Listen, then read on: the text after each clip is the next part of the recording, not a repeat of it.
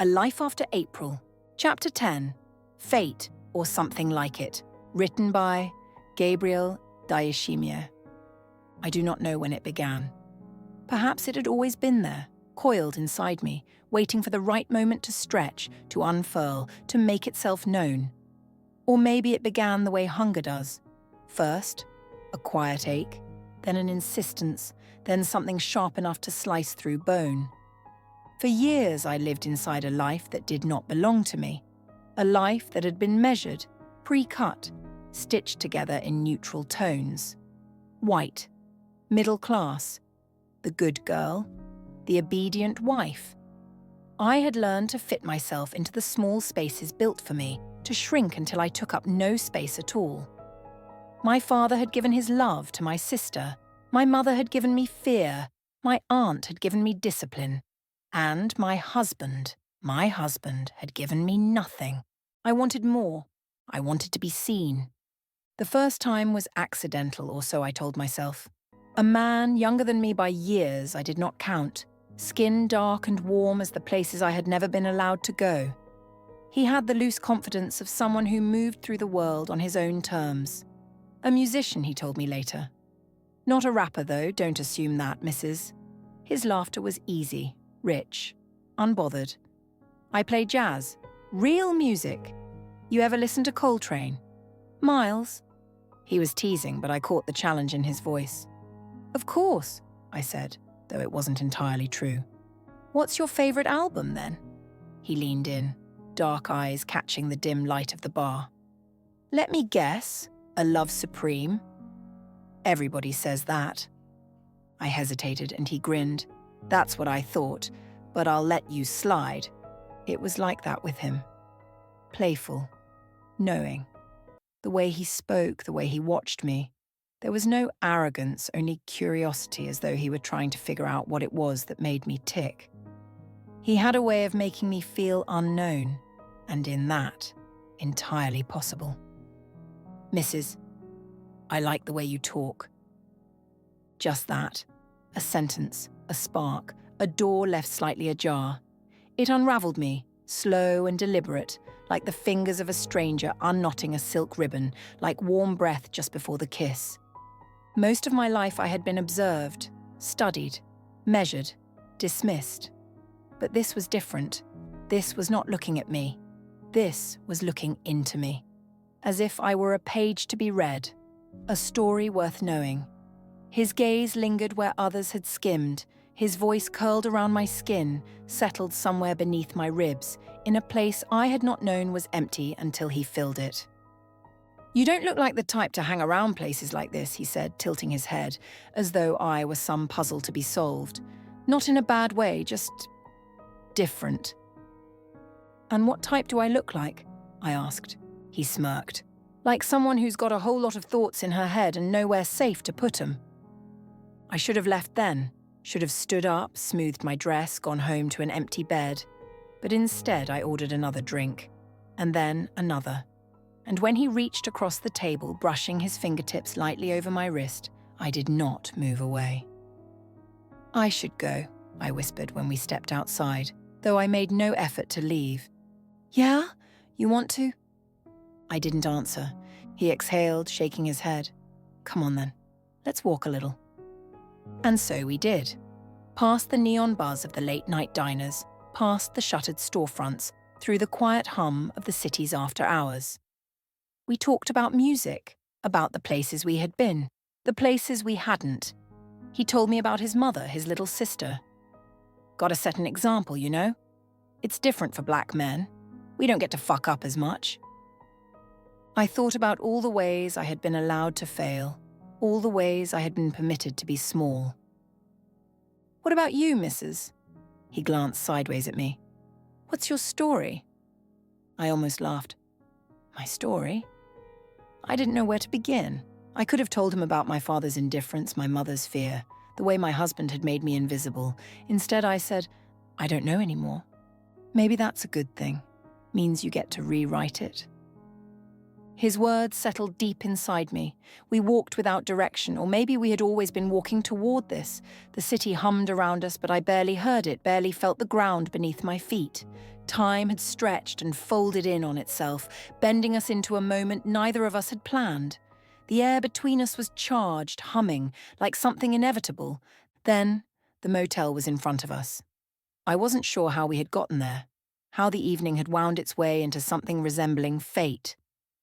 We both stopped at the entrance, a hesitation shared between us. He nodded toward the doors, a small smile tugging at the corner of his mouth. So, we're neighbors then. I blinked. What? He chuckled, pulling a motel key from his pocket. Rooms across from each other. Funny, huh? The thought sent a slow, curling heat through me. How long had he been there? How many times had I passed his door unaware? Fate, maybe, I teased, though my voice was unsteady. Or just good luck. His gaze lingered, his thumb running idly over the keycard. What do you think? I knew what he was asking. A pause stretched between us, thick and weighted. Then, without another word, I stepped toward my door. He mirrored me, our doors facing each other, standing close enough that I could feel the warmth of his body. You sure? He asked, voice low. I nodded. The doors clicked open and I stepped inside, the quiet pressing in around me. The air in the room was stale, thick with the scent of old carpet and something vaguely sweet, like cheap motel soap. I leaned against the door, exhaling, as if I had been holding my breath for hours. The night clung to my skin, the conversation still humming in my chest, the weight of his gaze lingering where it had touched me. I kicked off my shoes, ran a hand through my hair, paced once, twice. The sheets on the bed were stiff, tucked too tight. I sat on the edge, fingers pressed into the fabric, and willed myself to sleep. But I couldn't. Not like this.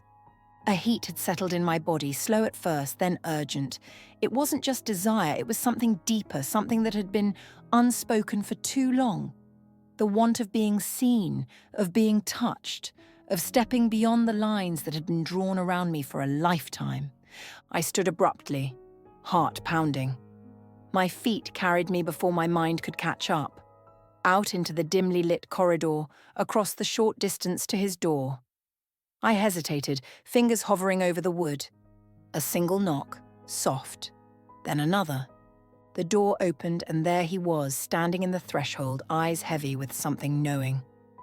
You okay, missus? His voice was low, roughened by the night. I swallowed. My mind scrambled for something reasonable, something that would explain why I was standing here in the middle of the night, barefoot, pulse wild in my throat. I couldn't sleep. He leaned against the doorframe, watching me. That's why you knocked? I nodded, though we both knew that wasn't entirely true. A slow, small smile tugged at the corner of his mouth. You want me to help with that? A pause stretched between us, thick and charged, and then I nodded again. He stepped back, an invitation. I crossed the threshold. A moment later he was there. His fingers traced along my jaw, slow, deliberate, as if memorizing the shape of me.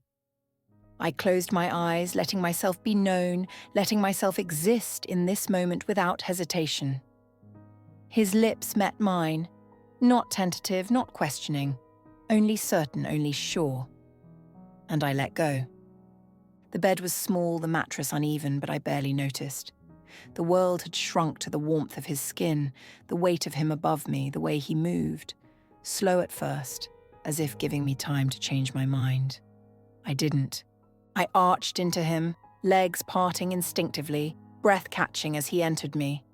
There was no restraint now, no hesitance, only heat and pressure, the exquisite ache of being filled. I gasped, nails pressing into his back, and he groaned against my neck, his breath hot, ragged.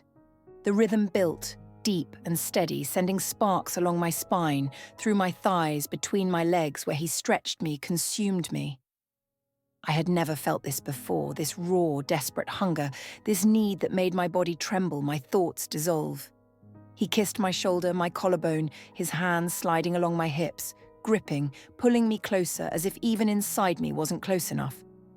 I clung to him, lost in the sensation, in the way my body responded without permission, in the way he moved with certainty, with purpose, as if he had always known what I needed before I did.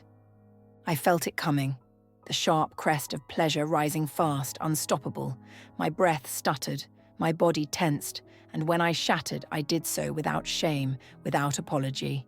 His name, or maybe just a broken sound, fell from my lips as I came, his body following, his release mixing with mine, a silent surrender in the dim motel room. Afterward, I stayed against him, my breath slowing, my fingers tracing lazy circles against his damp skin. He didn't speak, and neither did I. There was nothing to say. We had already said it, in the way we reached for each other, in the way we had let go.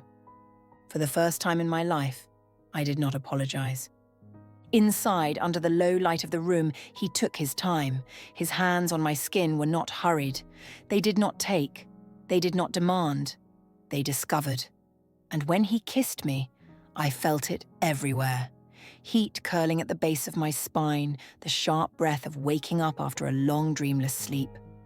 I thought, this is what they do not want me to have. By they, I meant all of them. My mother, my father, my sister, my ex-husband, the strangers at the grocery store who let their eyes linger just a second too long. The women at church who turned away, who told themselves they did not see. They, the ones who had taught me that desire was something that faded, something I should let slip from my hands without protest, something I should be grateful to have ever had at all. But I wanted more, so I took more. His hands, his mouth, the way his breath whispered against my skin. I let them claim me. And for the first time in my life, I did not apologize.